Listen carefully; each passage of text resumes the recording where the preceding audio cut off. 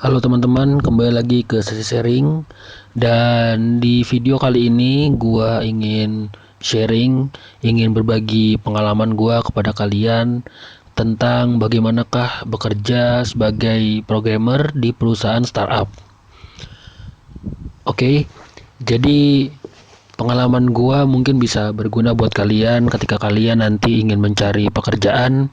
Apakah kalian ingin bekerja di perusahaan startup, atau kalian ingin bekerja di perusahaan yang middle, atau kalian ingin bekerja di pabrik sebagai seorang programmer. Dalam kurung industri ya, pabrik itu sebagai seorang programmer. Nah, kali ini karena gue ingin sharing tentang bagaimana gue bekerja di perusahaan startup, pengalamannya seperti apa. Yang pertama yang harus lo tahu ketika lo bekerja di perusahaan startup sebagai programmer, hal pertama yang harus lo lakuin adalah lo harus kuat-kuat begadang. Kenapa gue bilang lo harus kuat-kuat begadang?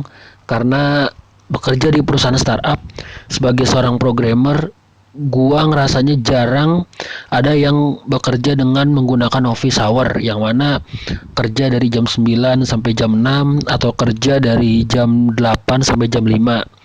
Biasanya yang gua rasain selama beberapa kali kerja di perusahaan startup, pasti akan ada waktu lebih untuk bekerja. Simpelnya gue misalkan dari rumah berangkat jam 8 dan gue bisa pulang jam 8 malam lagi. Ya bisa dihitung 12 jam lah. Itu yang pertama. Terus yang kedua, pengalaman-pengalaman gue bekerja di perusahaan startup ada enaknya dan enggaknya. Ya kalau misalkan dari waktu sih sebenarnya tentatif ya. Kalau menurut gua, kalau gua pulangnya lebih lama, gue bisa mengeksplor diri, itu nilai plusnya sih. Ya nilai negatifnya, waktu yang harusnya dipakai buat istirahat malah gue pakai buat kerja. Itu yang tadi poin pertama ya. Ini plus sama minusnya nih. Kalau nilai minusnya, lu bekerja di perusahaan startup, lu tidak bisa yang namanya berharap lebih. Dalam artian gini, lo harus tahu lah kondisi perusahaan seperti apa, dari kondisi keuangan seperti apa, dan juga lo kalau misalkan dengan start digaji yang kurang dari harapan lo, ya sebenarnya itu memang kondisi dari perusahaannya seperti itu, dan itu memang harus lo maklumin, dan juga ya udah jalanin aja. Itu nilai negatifnya kalau misalkan di perusahaan startup, yang mana terkadang ketika lo bekerja di perusahaan startup itu lo belum dapat yang namanya tunjangan-tunjangan yang bisa dibilang ada di perusahaan-perusahaan yang udah mapan.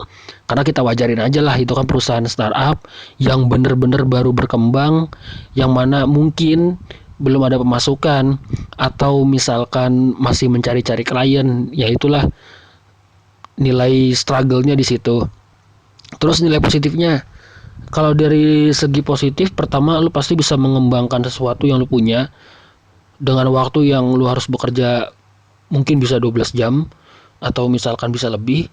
Di situ lu akan bisa dibilang itu challenge-nya buat diri lu, dan juga gimana caranya lu harus meng-push skill lu, meng-upgrade skill lu di situ. Dan banyak juga teman-teman yang jago-jago itu bekerja di perusahaan-perusahaan startup sih. Jadi gue sering ketemu sama teman-teman gue yang skillnya itu udah pada dewa-dewa, yang gue pikir kayaknya nih harusnya nih ya, lu tuh jangan di perusahaan startup men, lu tuh harusnya di perusahaan yang udah bagus karena skill lu tuh jago gitu. Tapi ternyata memang bekerja di perusahaan startup kan. Nah disitulah poin plusnya gue bisa mengambil ilmunya dia nih. Dan gue suka berpikir, kalau misalkan gue nggak ngambil ilmu dia, gue ngerasa kalau gue kerja di perusahaan startup sama aja gue tidak mendapatkan apa-apa, hanya cuman gaji doang, yang mana gaji pun bisa dibilang kadang suka ada yang lebih. Perusahaan startup yang memang ternyata perusahaan startup itu udah bagus dan sehat keuangannya, ada yang gaji lebih. Tapi yang gue rasain ini kan dari kacamata gue pribadi ya, yang gue rasain ya kalau gue startnya dari kecil dulu, tapi berkembang dan berkembang gitu. Nah itu sih pengalaman gue yang mungkin bisa berguna buat kalian. Kalian bebas memilih mau bekerja di perusahaan startup kah, atau mau bekerja di perusahaan yang sudah mendingan kah. Dalam mendingan artian yang sudah tarafnya menengah, atau kalian ingin bekerja di pabrik kah. Dan itu bebas lah. Tapi kalau di perusahaan startup ya memang kondisinya seperti itu.